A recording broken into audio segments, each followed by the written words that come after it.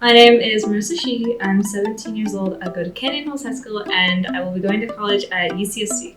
I really enjoy playing the piano. I really like baking in my free time. Piano has been a big part of my life for the past 10 years and it really taught me practice and dedication because it wasn't something that came very naturally to me. My whole family has a really big influence on my life. My twin sister has always helped me define the person that I am because we've always shared our lives very closely.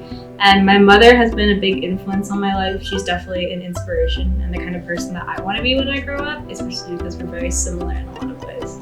There is definitely a very special bond when it comes to twins. Twin telepathy isn't real, but I think that we've definitely always understood each other on a different level, and we both put a lot into taking care of each other.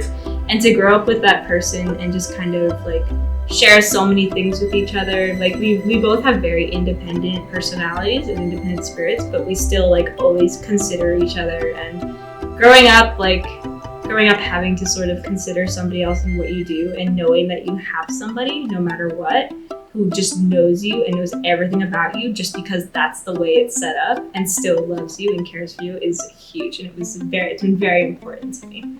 I have a rather difficult relationship with my dad at this point. We are kind of at an impasse where I suppose one of us would have to compromise a lot of ourselves in order to reach a sort of understanding.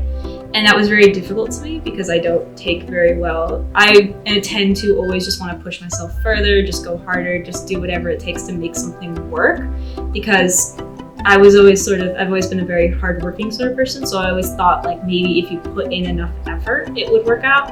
But it was a big lesson for me that not everything can be solved just by putting in more effort. Sometimes you just have to accept that something is the way it is. Maybe it won't be that way forever, but things just kind of are the way they are. Another thing that really taught me that was my grandmother. She has dementia and she lives with us currently.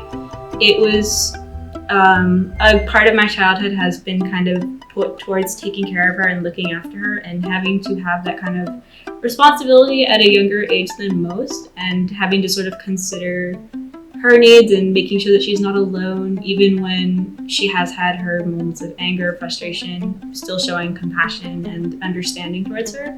It was definitely a very big part of my life. But there is something to be said for multi-generational homes. Knowing her, she grew up in the 1950s, right? So that definitely gives a whole new perspective on life. But yeah, there's just a lot to be said for her. I'm very grateful for her, especially because she was an immigrant. She came from Mexico. She built her life. She was very financially savvy, and she worked really hard. And I don't know, it's kind of nice to see her just relax a little. One quote that has been really inspirational to me is by Maya Angelou. It goes, "People will forget what you said, people will forget what you did, but they will never forget how you made them feel." And the person who told me this quote was actually my mom, which is really funny. She was very excited when she saw how much I loved the quote the way that she did.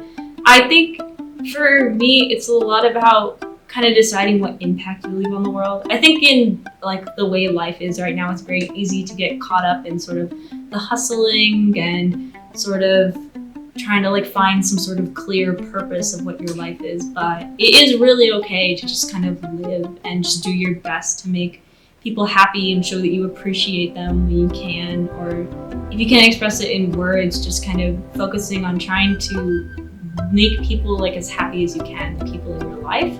And I think that's also something to be said about people who mistreat you. Words can be easily twisted, actions can be easily twisted, but if you don't feel good around somebody, if somebody doesn't make you feel good, it's okay to kind of start setting boundaries and stepping away and taking time to focus on what you're actually feeling and to not mistrust what you're feeling. Because that was something that was very difficult for me.